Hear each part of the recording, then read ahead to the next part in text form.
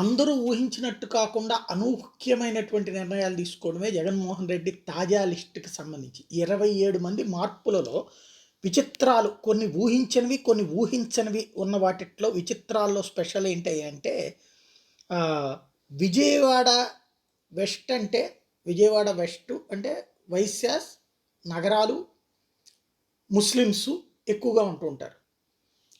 అట్లాంటి చోట్లన నగరాలకు ఎప్పుడూ ఇవ్వలేదు ఎవరు గూడా. అయితే ముస్లింకి లేకపోతే వైశ్యాకి ఇస్తూ వచ్చారు. అంతకుముందు వెల్లంపల్లి ప్రజారాజ్యం తరపున గెలిచారు. మొన్న వైఎస్ఆర్ కాంగ్రెస్ పార్టీ తరపున గెలిచారు. విజయవాడ సెంట్రల్ అంటే కాపు లేకపోతే బ్రాహ్మిన్. గతంలో రంగ, ఆ తర్వాత కోట శ్రీనివాసరావు గెలవడం గానీ, రత్నకుమారి గెలవడం, బోండమ్మ గెలవడం. అట్లా అంటే బ్రాహ్మిన్ ఆర్ కాపు. అట్లాంటి చోట్లన వైశ్య సామాజిక వర్గానికి సంబంధించినటువంటి వెల్లంపల్లిని తీసుకొచ్చి పెట్టడం అన్నటువంటిది ఒక సంచలనాత్మకమైనటువంటి అంశం. అది ఒక ఎత్తైతే మరొక వైపున వచ్చేటప్పటికి ఈ ఇందులో మరొక ప్రధానమైనటువంటి అంశం గుంటూరు ఈస్ట్ షేక్ నూరి ఫాతిమా అందరూ ఊహించినటువంటిదే. విజయవాడ వెస్ట్లోకి వచ్చి వెల్లంపల్లి శ్రీనివాసుని తీసుకొచ్చి సెంటర్లో పెట్టడం ఒక ఎత్తైతే, అక్కడికి ముస్లిం సామాజిక వర్గానికి సంబంధించి వ్యక్తిని, అది కూడా అంతకుముందు ఎవరికి టచ్ లేనటువంటి వ్యక్తిని తీసుకొచ్చి పెట్టడం అన్నటువంటిది మరొక కీలకమైనటువంటి అంశమైంది. షేక్ ఆసిఫ్ అన్నటువంటి పేరు. ఇది ఊహాలకి అతీతమైంది.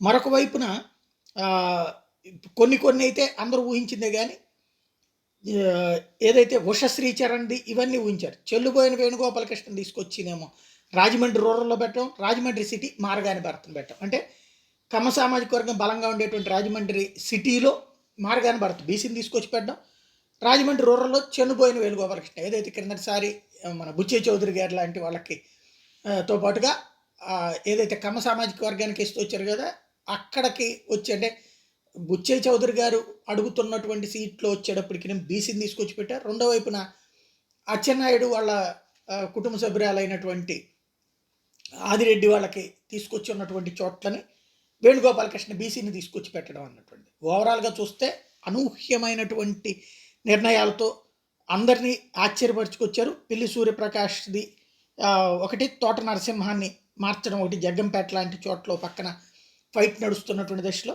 ఓవరాల్గా చూసుకుంటే అందులో అసలు అనూహ్యంగా జోల్దరాశి శాంతం తీసుకొచ్చి పెట్టడం. ఆమె అంతకుముందు ఒకప్పుడు ఉన్నటువంటి పొజిషన్ నుంచి ఇప్పుడు ఆమెకి తీసుకొచ్చి పెట్టి బళ్ళారి మాజీ ఎంపీ, వాస్తవంగా ఆవిడ వైఎస్ఆర్సీపీలో చేరారు. ఏమంటే ఆవిడ చెప్పడం అయితే వైఎస్ఆర్సీపీ సిద్ధాంతాలు నచ్చి పార్టీలో చేరుతాను. వాస్తవంగా భారతీయ జనతా పార్టీ తరఫున బళ్ళారి ఎంపీగా పనిచేసిన ఆవిడ వచ్చి ఎందుకు చేరారు అంటే వాల్మీకి సామాజిక వర్గం, ఆవిడని తీసుకొచ్చి అక్కడ పెట్టడం అన్నటువంటిది ఇదొక అనూహ్యమైనటువంటి నిర్ణయం. ఓవరాల్గా అందరూ అనుకుంటున్నట్టు ఏదో ఆషామాషిగా కాకుండా సంథింగ్ ఏదో ఆలోచించి చేస్తున్నారు అనేది కనబడుతుంది.